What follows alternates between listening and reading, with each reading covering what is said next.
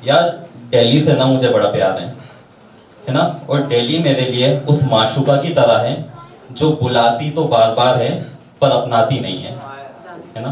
तो 2022 में पहली बार मैं दिल्ली गया था देखने की शहर कैसा है।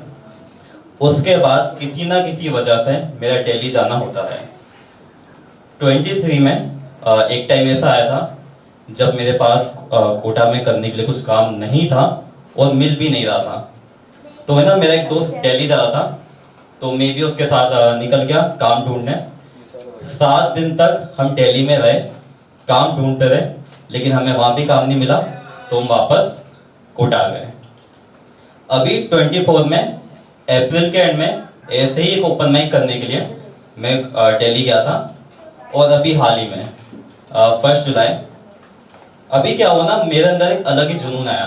क्या कोटा में कुछ मजा नहीं आ रहा है। अब जितना हो सकता था बंद कर चुके हैं, कुछ हो नहीं रहा है ना। दिल्ली निकलते हैं दोबारा से, वहीं रहेंगे और कुछ बड़ा करेंगे, है ना। और अलग ही जाकिर भाई इंस्पायर कर रहे थे अपने को, है ना। उनका इंटरव्यू देख लिया मैंने जिसमें वो बताया था कि कैसे वो कुछ सेविंग के साथ दिल्ली चल गए, चंदल डब्बे में बैठकर ट्रेन में एक पोइट्री लिखते हुए कि मैं शून्य पे सवार हूँ, जुगनू का यार हूँ। तो वो जुनून आ गया अंदर, अपना भी मन हुआ कि ऐसा कुछ करेंगे तभी कुछ होगा। तो हालांकि मैं जनरल डब्बे में नहीं गया, मैंने स्लीपर का टिकट बुक किया। टिकट वेटिंग लिस्ट में था बट टिकट था, कंफर्म नहीं हुआ। भला उन अंकल का जो अपनी सीट पे सो रहे थे और थोड़ी सी जगह, एक्चुअली सीट का वो कोना जो होता है ना, वो बैठने के लिए दे दिया। तो मैं बैठ के दिल्ली निकल गया। सेविंग ज़्यादा थी नहीं मेरे पास क्योंकि अपन प्लान करके गए थे कि स्ट्रगल करना है ना, कुछ भी कंफर्ट जोन में नहीं रहना। हाँ, तो सेविंग अपन घर छोड़ गए, अपन वहाँ गए। अब सुबह मैं न्यू दिल्ली रेलवे स्टेशन पे 6 बजे उतर गया। अब मैं वहां बैठ के लिटरली सोच रहा हूँ कि आ तो गए, अब जाना कहाँ है। तो पहले तो रात भर सोई नहीं और दिन भर भी यहाँ आने से पहले तैयारी करते थे आने की। इतना भारी बैग पीछे लगा हुआ है, उसको लेके मैं सोच रहा हूँ करना क्या है। तो पहले तो सोना था, अब देखो स्ट्रगल करना है। कहानी तब तक बनेगी नहीं जब तक कुछ ऐसा ना बताए कि अपन फुटपाथ पे सो गए, तब तक कहानियां नहीं बनती हैं। तो मैंने सोचा फुटपाथ तो ज़्यादा हो जाएगा क्योंकि वहाँ पे ना फुटपाथ बहुत गंदा हो रखा था यार, और बिछाने के लिए मैं कुछ लेके भी नहीं गया मुझसे। तो मैं खाली बेंच ढूंढने लगा जहाँ पे थोड़ी देर सो जाए ताकि दिमाग थोड़ा काम करे सोचने के लिए कि जाना कहाँ है। तो अब जो न्यू दिल्ली रेलवे स्टेशन पे कभी भी उतरा है उसको पता होगा कि वहाँ पे प्लेटफॉर्म बहुत सारे हैं, एटलीस्ट 12 और 13 प्लेटफॉर्म तो है वहाँ पे। तो मैंने सारे प्लेटफॉर्म ढूंढ लिए, मुझे एक खाली सीट नहीं मिली सोने के लिए। मैंने कहा जो दिल्ली सोने के लिए सीट तक नहीं दे रहा है वो अपने को कैसे अपनाएगा। बट मैंने हार नहीं मानी। तो सोने की जगह नहीं मिली तो मैं कॉम्प्लेक्स में चला गया नहाने के लिए कि नहा लेते हैं शायद दिमाग काम करेगा। तो जब मैं वहाँ नहाने गया, यार वहाँ पे नहाने के 20 रुपये ले रहे हैं यार, इतना महंगा कहाँ होता है लिटरली। तो मुझे 40 रुपये देने पड़े। दूसरा किस चीज़ के लिए दिए होंगे आप लोग समझदार हैं, है ना। संजीदा सर ने बोल दिया वरना मैं बता देता। तो 40 रुपये तो मेरे यहाँ लग गए। और मैं जो एक लिमिटेड सेविंग लेके चल रहा हूँ, मैं अगर मैं 40 रुपये इस काम के दूंगा, मैं बाकी जगह और बाकी चीज़ों का क्या करूँगा। फिर भी मैंने कपड़े वगैरह चेंज किए अपने, और स्टेशन के बाहर बैठ के अब मैं सोच रहा हूँ कि अब लिटरली सोचना पड़ेगा कि करना क्या है। अब 2 प्रॉब्लम मेरे सामने आई कि व्हाट इफ अगर सच में मैं किसी फुटपाथ को ढूंढूं, सेफ फुटपाथ को। अच्छी बात यह है दिल्ली में सलमान भाई नहीं रहते हैं तो सेफ है, अब मुंबई में नहीं हो, राइट। तो सोना सेफ है, लेकिन 3 प्रॉब्लम है। अगर मैं रैंडमली किसी भी फुटपाथ पे सोता हूं तो क्या गारंटी मेरा बैग कोई छीन के लेके नहीं जाएगा। सेकंड चीज ये है, क्या जो लोग ये दिल्ली बॉम्बे स्ट्रगल करने जाते हैं, जो अपनी कहानियां बताते हैं कि हम यहाँ पे रुके, हम बेंच पे सो गए, हम बस स्टॉप पे सो गए, मुझे एक चीज समझ में नहीं आती कि बाकी सब तो ठीक है लेकिन ये प्रॉब्लम क्या इनके साथ नहीं हुई कि बैग चोरी हो जाना, है ना। सुबह फ्रेश होने कहाँ जाएंगे यार, क्योंकि आप खाने से आप बच सकते हो थोड़ा कम खा के, ठीक है। पानी भी आप कम पी लोगे, नहा भी चलो 2 दिन तक नहीं लोगे तो चल जाएगा शायद जहाँ तक। लेकिन इस प्रॉब्लम में क्या करोगे आप, आपको कॉम्प्लेक्स में 40 रुपये देना पड़ेंगे। और ये दिल्ली की बात है, मुंबई में तो मुझे पता भी नहीं अभी तक, ठीक है। तो ये प्रॉब्लम मैं सोच रहा हूँ बैठ के, और मैं जितना सोच रहा हूँ मैं उतना ही डर रहा हूँ।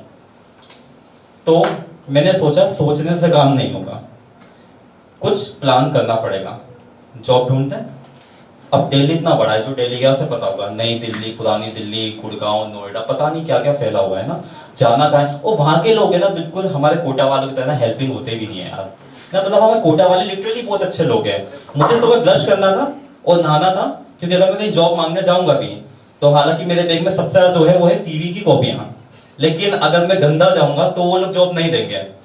तो मैं एक शॉप पे गया, किराने की शॉप पे, मैंने वहां से एक टूथपेस्ट और एक साबुन लिया। तो मैंने उससे बोला भैया ये साबुन है ना गीला हो जाएगा, मुझे कम से कम 10-12 दिन तो चलाना है इसे, तो कोई बॉक्स वगैरह है आपके पास जिसमें इसको रख दूं, मैं पे करूंगा उसके लिए। उसने बड़ा गंदा मुंह बना के बोला नहीं। मैंने कहा ओके पॉलिथीन मिलेगी।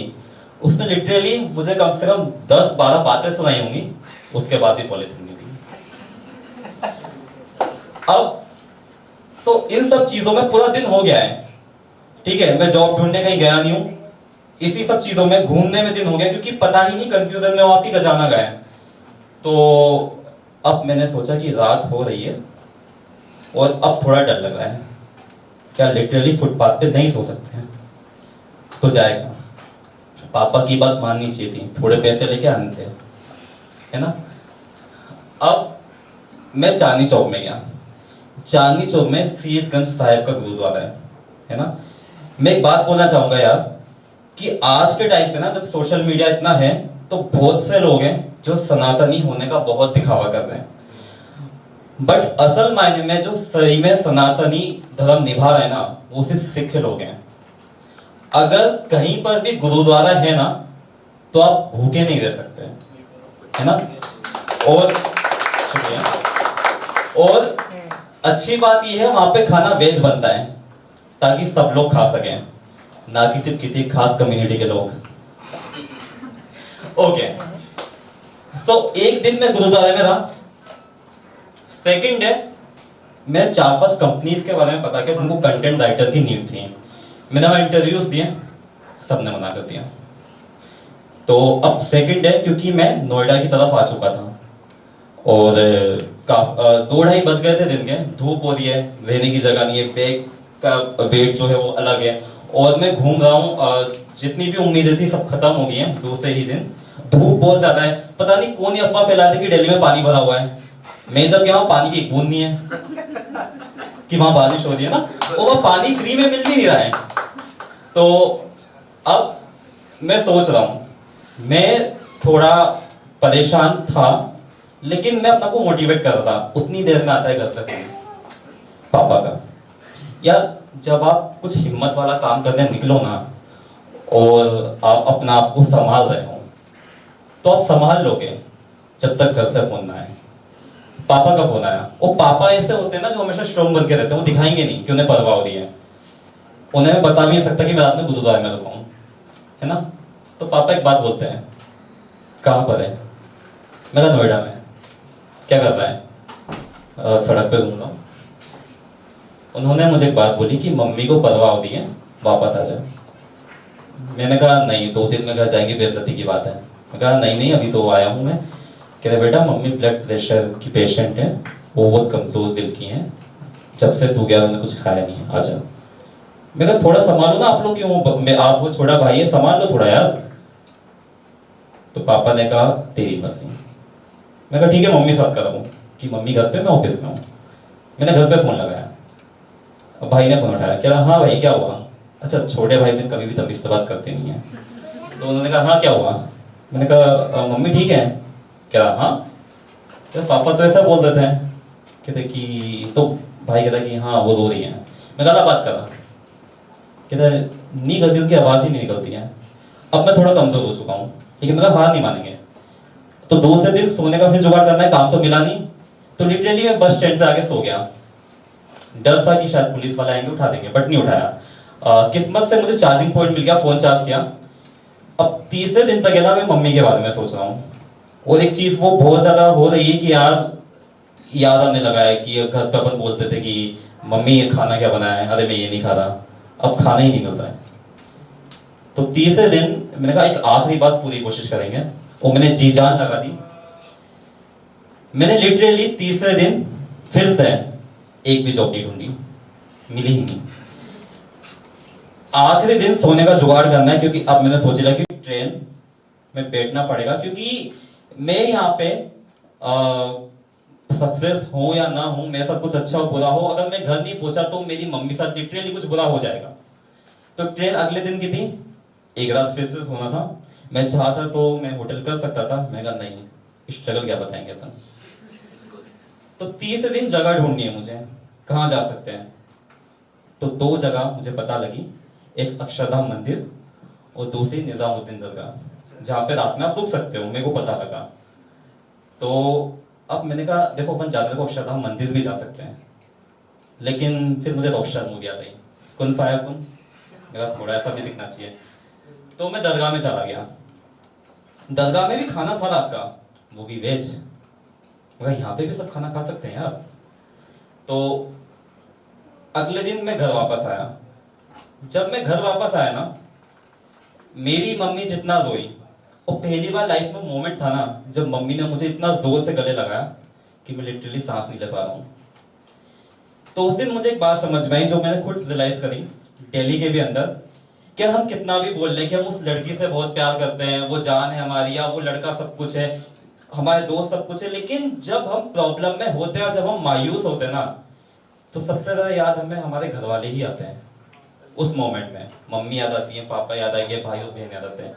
कभी भी वो लड़का वो लड़की याद नहीं आते जो हमें हमारे सब कुछ लगते हैं।